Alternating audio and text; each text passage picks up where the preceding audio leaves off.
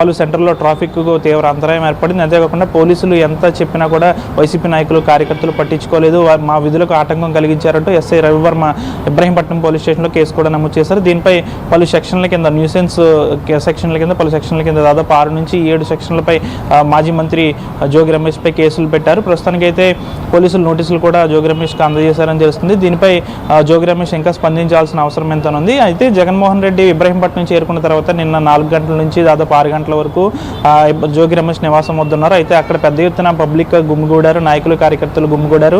పోలీసులు రోప్ పార్టీలతో రోప్లతో కూడా పబ్లిక్ని కంట్రోల్ చేస్తున్నప్పటికీ కూడా ఎవరు కూడా వైసీపీ నాయకులు కార్యకర్తలు కంట్రోల్ అవ్వదు, మా విధులకు తీవ్ర ఆటంకం కలిగించారంటూ ఎస్ఐ ఎవరైతే ఉన్నారో రవివర్మ ఆయన ఇబ్రహీంపట్నం పోలీస్ స్టేషన్లో ఫిర్యాదు చేశారు. పలు సెక్షన్ల కింద ఆయనపై కేసు కూడా నమోదు చేస్తారు. ప్రస్తుతం అయితే దీని తర్వాత జోగి రమేష్ ఏం స్పందిస్తారో అయితే వేచి చూడాలి. ప్రస్తుతానికైతే జోగి రమేష్ ఈ కేసులు పెట్టిన అనంతరం ఆయన ఎక్కడ కూడా స్పందించలేదు. అనంతరం ఆయన ఏం స్పందిస్తారో వేచి చూడాలి. ప్రస్తుతం అయితే జగన్మోహన్ రెడ్డి జోగి రమేష్ నివాసానికి చేరుకునే లేపు వివాదాస్పదంగా మారిన ఈ ర్యాలీ కాస్త ప్రస్తుతం జోగి రమేష్ పైనే కేసులు పెట్టేంత స్థాయికి వెళ్ళిందంటే నిన్న సాయంత్రం ఎంత ఎక్కువగా ట్రాఫిక్ జామ్ అయిందనేది చూడాల్సిన పరిస్థితి కూడా ఉంది. పెద్ద ఎత్తున న్యూసెన్స్ అనేది క్రియేట్ అయింది.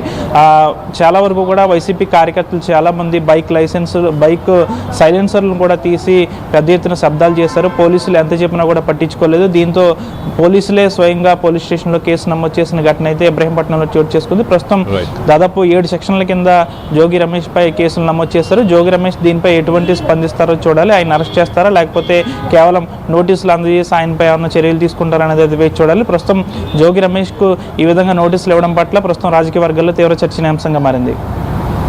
Right Manoj, thanks for the latest update. మొత్తం మీద ఇటు జోగి రమేష్ పైన దాదాపు ఒక 7 కేసులను నమోదు చేశారు. ఇటు మాజీ సీఎం జగన్ తనను పరామర్శించడానికి వచ్చినప్పుడు ఆ రూట్ ఏదైతే డెడికేటెడ్గా ఒక రూట్ని అలొకేట్ చేశారో ఆ రూట్ మార్చి మరొక దారి గుండా రావడం, అలాగే మనం విజువల్స్లో చూస్తున్నాం భారీ ఎత్తున ఇటు వైసీపీకి సంబంధించిన ఇటు శ్రేణులు అక్కడికి చేరుకోవడం, పోలీసులు చెప్పినా వినకుండా ఉండడం, ఆ రోప్వేతో వాళ్ళని అందరినీ కంట్రోల్ చేద్దామన్నా కూడా ఇటు పోలీసు విధులకు ముఖ్యంగా అడ్డుపడ్డారంటూ మొత్తానికైతే ఇటు సదరు ఎస్ఐ సెక్షన్ 132 కింద, అంటే ఇటు ఒక పబ్లిక్ సర్వెంట్ తన డ్యూటీస్ని నిర్వహిస్తున్నప్పుడు అడ్డుపడ్డందుకు గాను సెక్షన్ 132ను పెట్టారు. Non bailable section. సో మొత్తం మీద దీంతోపాటు మరిన్ని సెక్షన్స్, ఇటు సెక్షన్ 190 మనం చూస్తే కనుక section means every person in the assembly is held responsible for the crimes committed by the group. So మొత్తంగా ఆ గ్రూప్ మొత్తంలో ప్రతి పర్సన్ని కూడా రెస్పాన్సిబుల్గా తీసుకుంటూ సెక్షన్ 190 కూడా పెట్టినట్టు తెలుస్తుంది. సో వైసీపీకి సంబంధించిన శ్రేణులను కూడా ఇంక్లూడ్ చేసే అవకాశం ఉంది అవసరాన్ని బట్టి.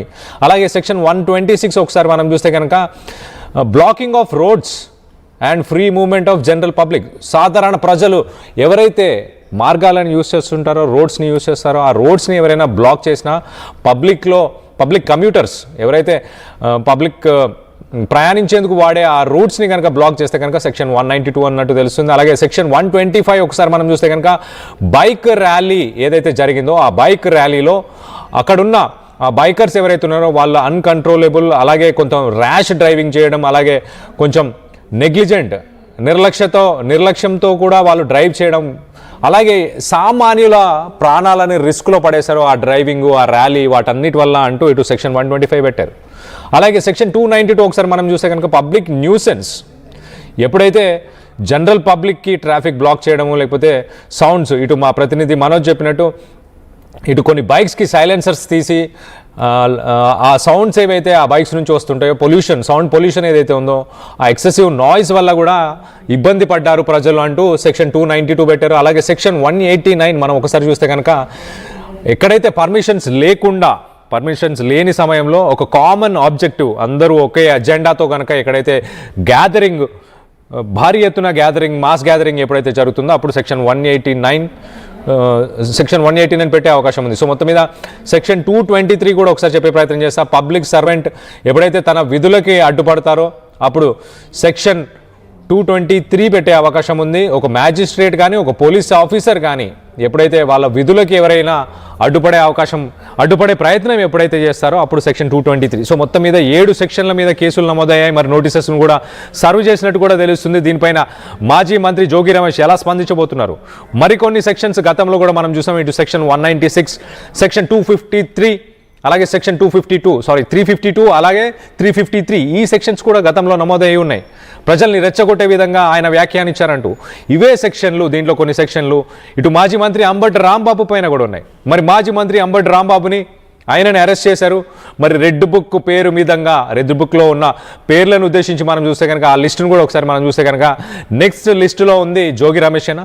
ఆయనను అరెస్ట్ చేసే అవకాశం ఉందా? అందుకేనా ఈ కేసులన్నీ నమోదు చేశారు? సో దీనికి సంబంధించి మీరేమనుకుంటున్నారు? మీ అభిప్రాయాలని కింద కామెంట్ రూపంలో తెలియపరచండి. నా ఇంటికి నీళ్ళు అంతే దూరం, ఏదో పేద పుడింగ్ అనుకోవద్దు. దయచేసి మంచి నడవడిక నేర్చుకో, రెడ్ బుక్ తీసి మడిచి పెట్టేసుకో, ఇంకా చాలు. మర్యాదగానే చెప్తా ఉన్నాం, దయచేసి వినండి. ఎవరో పేపర్ రోడ్ డ్రెస్ కొట్టాడు, ఒక వార్త రాశాడు, నువ్వు రెచ్చిపోతేటాయా? రాస్తారా పేపర్ వాళ్ళు? నువ్వు రెచ్చిపోతావా? ఇవాళ ఇంకో పేపర్ అని రాశాడు, జోగి తగ్గలేదని చెప్పి తిరుపతిలో ఏం మాట్లాడామయ్యా? ఏం మాట్లాడాం? ఏం రాయగొండ మాటలు, అనగొండ మాటలు మాట్లాడాము ఏమన్నా? పేపర్ మిత్రులు కూడా చెప్తా ఉన్నా, 1-2 పేపర్లు ఎందుకు మీకు? ఎందుకు ఆనందం? దయచేసి రాక్షసానందం పొందబాకండి. ప్రజాస్వామ్యం ఎక్కడా